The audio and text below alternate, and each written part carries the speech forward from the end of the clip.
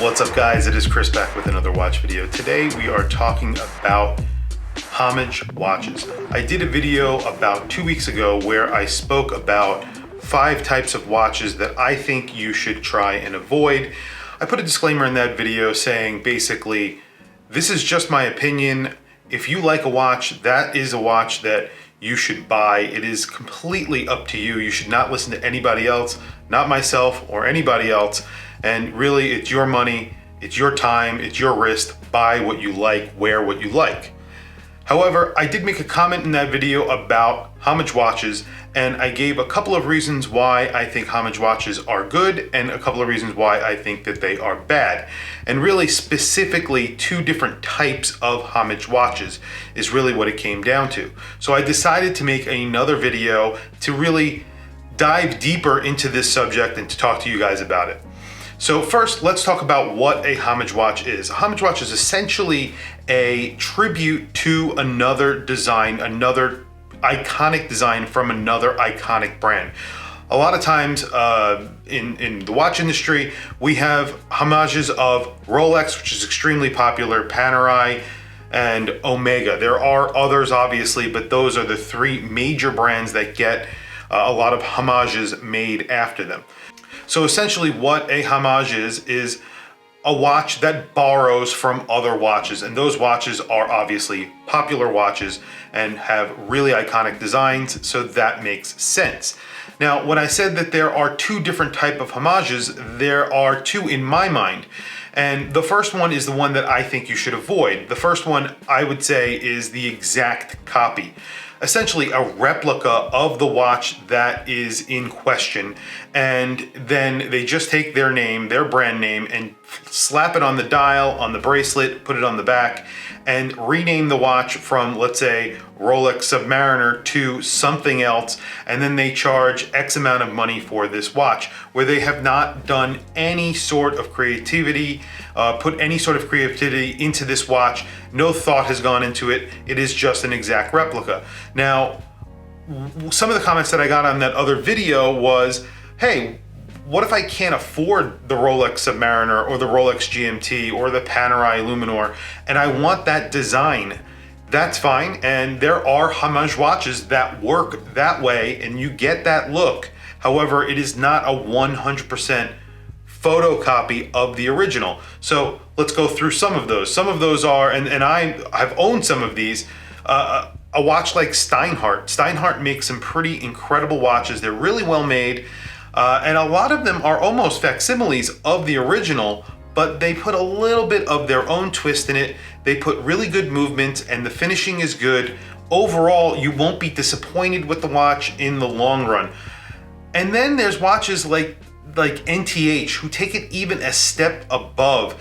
NTH, I have a NTH in for review just recently, and it's called the Amphion. It has a gilt dial. This is not a direct homage of any singular watch. It sort of has some inspiration from Rolex, it has inspiration from Tudor, from specific models in those catalogs, and it brings it all together into a more original look.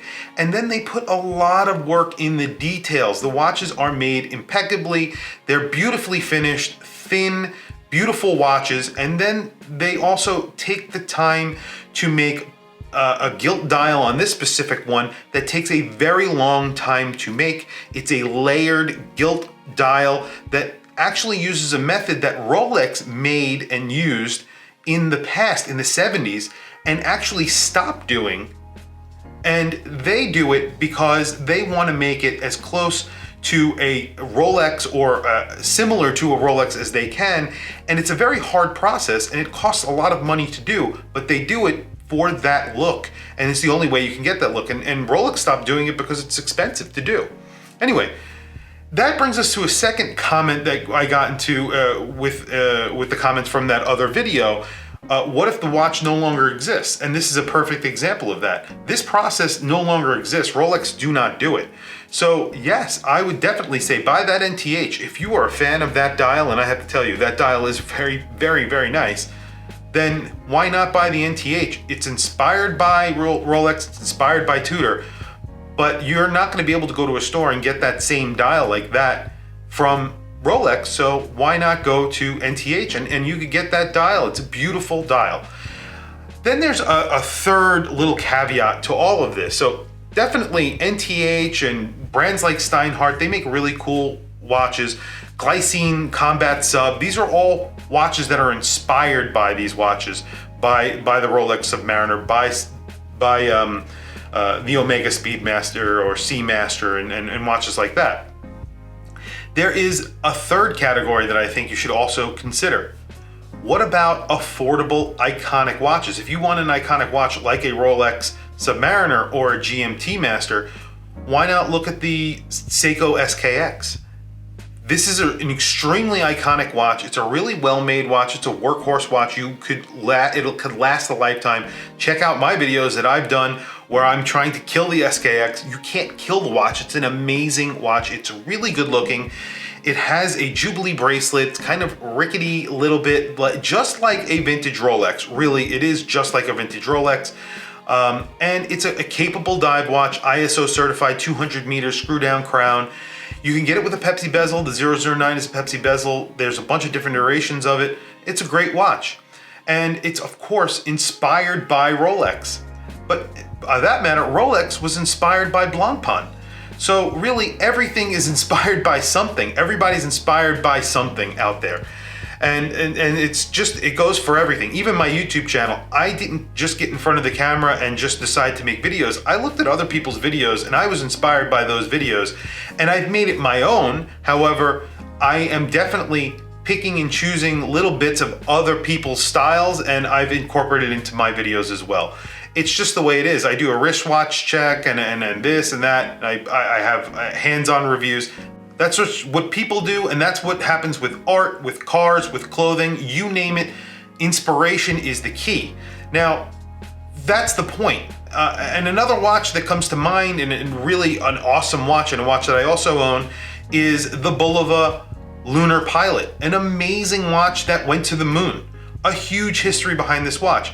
But guess what? It's also inspired by the Omega Speedmaster. If you look at those watches side by side, especially the original, not the remake, because the remake is quite large compared to the original, they're similar in size and spec. They look very, very similar.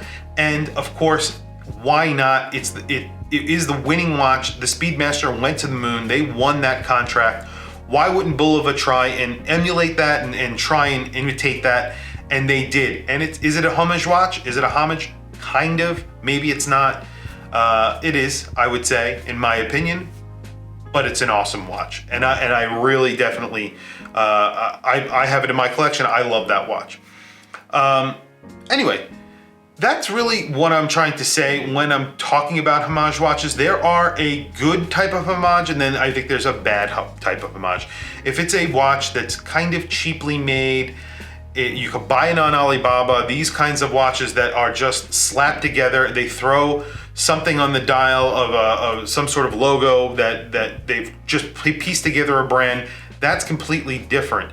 There are brands out there that are making homages that are awesome, and some of them are almost as good as a Rolex. I know some people are going to go crazy over that, but you know, that's the way it is, and they're putting a lot of effort into them, and they're doing a lot of design and a lot of product development, and they're making some really cool watches.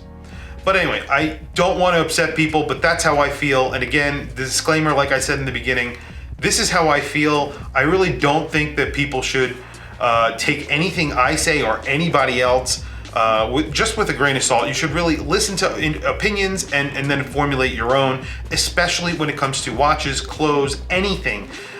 You shouldn't just listen to reviews. You should always figure it out for yourself. And in this case with watches, I always tell people, you have to love the watch. If you don't love the watch, there's no point in owning the watch. You're never gonna really connect with it. It's not a fun thing for you. It's a hobby. You're spending money that you worked hard for on it. Just buy what you want and wear what you want. If you like a 50mm watch, if you like an exact copy of a Rolex, it doesn't matter what I say, buy what you like. That's the bottom line. Anyway, if you like this video, please don't forget to like, subscribe, hit that bell icon. It is super helpful for the channel. Please share this video with anybody. Like I said, it's very helpful for the channel and I very much appreciate it. Don't forget to follow me on Instagram. My Instagram is WatchChrisBlog. And I will catch you guys in the next video. Please stay safe, and thanks for logging on.